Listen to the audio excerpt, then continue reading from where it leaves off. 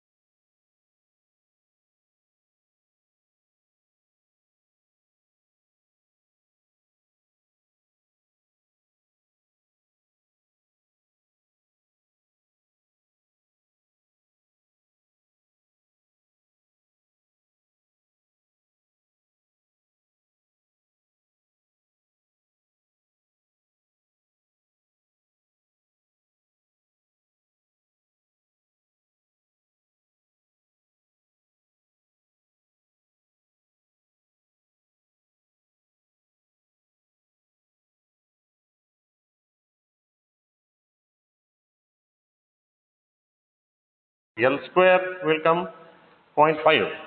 If it is taken this, it comes out to be 0.5.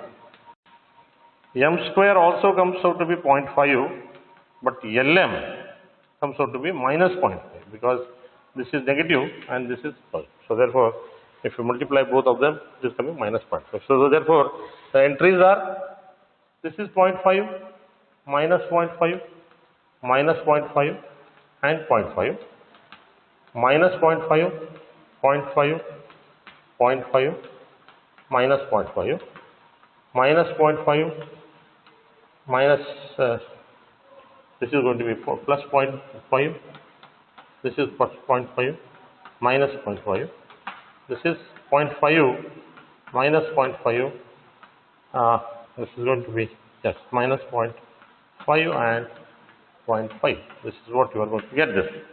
Once you have substituted all this, you will be getting that. Then you simplify this, all this, and if you take the remaining part inside, this is going to be 10 raised to 5, and it comes out to be 3.535.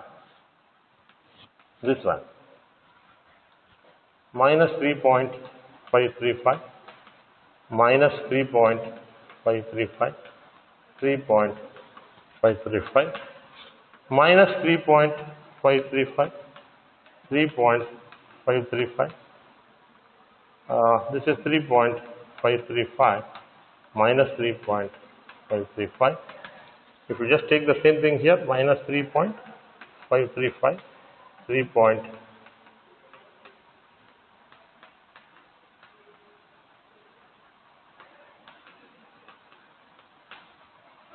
This is all the same, like this is all going to repeat. Very simple to write down all these things.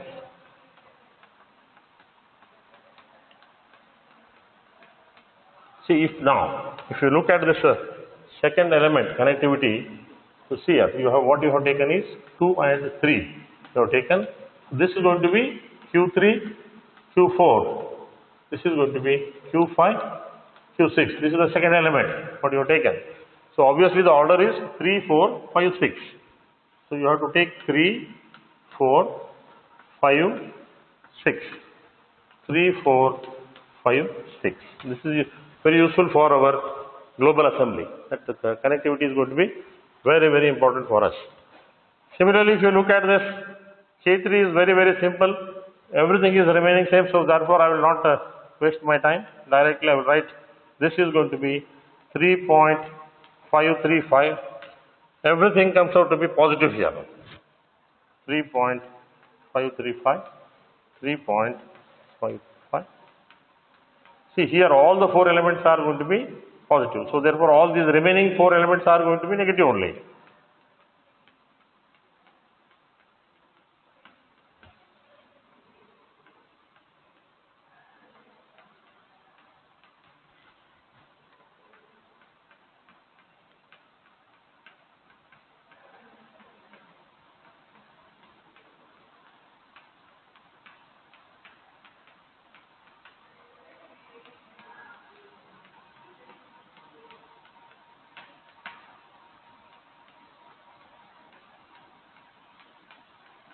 Yes, this is going to be the connectivity. See, if you want to write the connectivity for this, look at this. This is going to be 1 and this is going to be 3. So therefore, this is Q5 and Q6. And this is going to be Q1 and Q2. So 1, 2, 5, 6. 1, 2, 5, 6 is going to be the connectivity for this particular element. So therefore, that is need to be written here. 1, 2, 5, 6. 1, 2, 5, 6. Okay. So once you have written the 3 element stiffness matrix for each one of them, now directly let us go for the global stiffness matrix.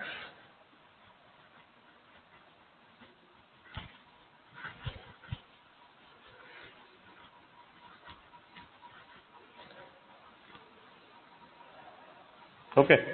See, to save our time, what I will do is, I will directly consider the FEM equation KQ is equal to F. Okay, since there are totally 6 degrees of freedom, Q1 to Q6, obviously my global size is going to be 6 by 6, 6 by 1, and this is going to be 6 by 1. That means there are totally 6 nodal displacements, 6 forces at 6 degrees of freedom, as well as the global stiffness matrix size is going to be of 6 by 6. So let me write 10 raised to 5. Okay. Let us take K11, K12, K13, like that if you take, look at this, there is going to be 3.75, which is already there here, 1, this is there here, 1, 1, and one more here, you can see here, there is one more 1, 1 here. So they get added, 3.535 and 3.75, altogether it comes out to be 7.285. See, this is the first assembly when you are starting with. This is going to be the first, like let us say 1, If I write 2, 3, 4, 5 and 6. Okay, this is going to be my size. Later on I will complete that. Then similarly if you go for the second one, 3.535, 3.535, 3.535, and this as usual comes 3.3. This is again interesting. This is going to be 1 and 3. You can see here 1, 2, 3, 4, 5, 6. If I take this element is 1, 3. 1, 3 you can see here. What is this 1, 3? If you look at this 1, 3, there is a minus 3.75 is here, and there is one more 1, 3. Is it there? Do we have one more 1, 3 here? No. So there is no one more. So therefore, 3 and 1. This if I take here, this is going to be my minus 3.75. Okay. So therefore, that is the reason I have written it as minus 3.75. Okay. Then there are no other entries here. This will come 0, 3.535 minus 3.535. This is the sixth entry. Whereas here if you come, these are 0, 0, 0, zeros, minus 3.535, minus 3.535. Third, it is again same, similar to 1, 3, 3, 1. They are symmetrical. They are coming same, 0. 7.285 is again coming here also, minus 3.535, minus 3.535, plus 3.535. Yes, this will come. Fourth, it is going to be 0, 0 because there is no 4, 1 or 1, 4. It is not there, even though it is there. 1, 4 and 4, 1. Both are zeros here. See, 1, 4 and 4, 1. They are going to be zeros. So there is no entry there. Similarly, 2, 4 and 2, 0. 4, 2. Both are again going to be 0. This is entered. Minus 3.535. 3.535. Okay.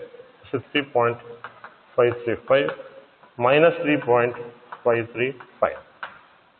Then here comes minus 3.535 minus 3.535 minus 3.535 3.535.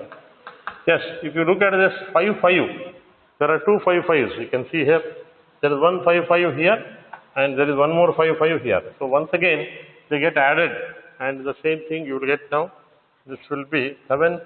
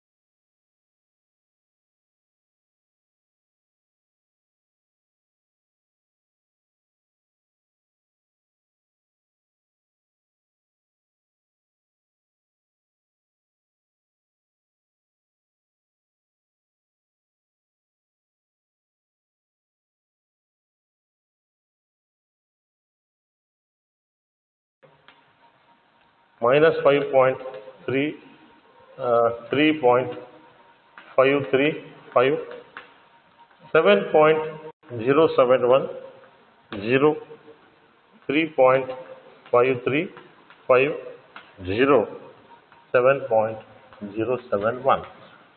This is the remaining matrix 3 by 3 which is the remaining. The nodal displacements are Q3, Q5, Q6 are going to remain, and the forces are 0, 0, minus 150 into 10 raised to 3.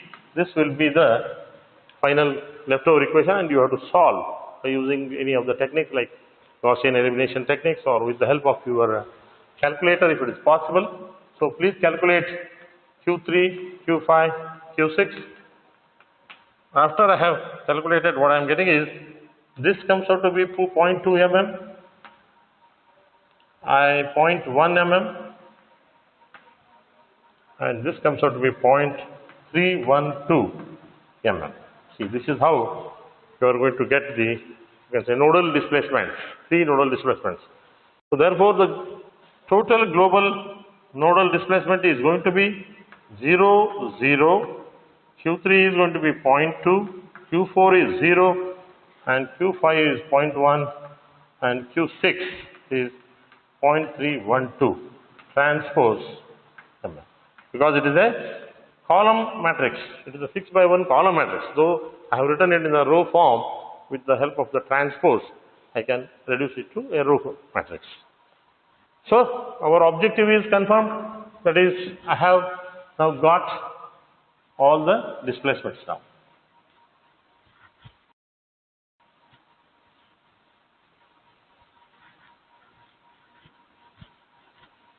Okay, once I got the displacements, my next step is to find out stresses in the members. Okay, what is how to find out the stresses in the member? Sigma E is given by E1 by E upon E, that is the element of this thing, minus L minus M, L and M, and this is going to be Q1, Q2, Q3, Q4. This is what you have to write this. So therefore, this Q1, Q2, Q3, Q4 are very much similar to the one what you have taken the connectivity for element stiffness matrix. The same thing need to be found out. For example, if I want to find out sigma 1, okay, what is this? 2 into 10 raised to 5 is going to be this, and the length is going to be 800. Yeah, L is going to be 1, so therefore it is minus 1, and other one is 0, then 1 and 0 here. Yes, here you know that it is going to be Q1, Q2, Q3, Q4, because the element connectivity says like that. See, these are all going to be 0, only the Q3 value is there, that is equal to 0.2. So we can calculate this now and directly find out the stress. So this stress comes out to be 50 Newton per millimeter square. It means it is positive, means the member is under tension. There is a tensile stress is going to act on this. This member is under tension. That you have already seen that when I showed this, when this displacement has moved to this, obviously this length has been increased now. This is the increase in the length because this member is moving in the horizontal direction to the right. So obviously it is stretched. So the member is under tension. Now similarly, if I want the second member, it is E upon L2 and corresponding L and M and all that has to be taken.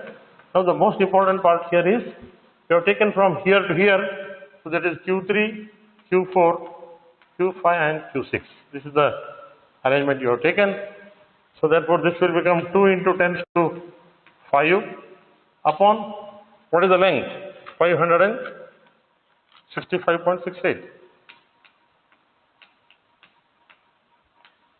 And what are the, you can say, these values? I think you have taken minus 0.787 is coming, so therefore this will become now positive now, because minus of minus will become positive. This was positive, so therefore this will become negative. This was originally negative only. So therefore L is minus 0.770 and this is 0.707. It will be there. And Q3 just now you have calculated. What is the value of Q3? 0.2. Q4 is 0. Q5 is 0.1 and minus 0.312. So if you look at this, the stress comes out to be, for the second element, it is minus 53 Newton per minute square. So that means this member is under compression. See, because the load is coming down, though the node 2 is moving forward, but the displacement due to node 3 is coming downwards, this second member is under compression like this. Okay. So this is how you can find out the second stress. Similarly, I can find out the stresses in the third member, sigma 3. Sigma 3 is going to be, Young's modulus is same, then this is L3, it's L minus M, Lm, yes. Here comes, interesting, 1 and 3 are connected, so there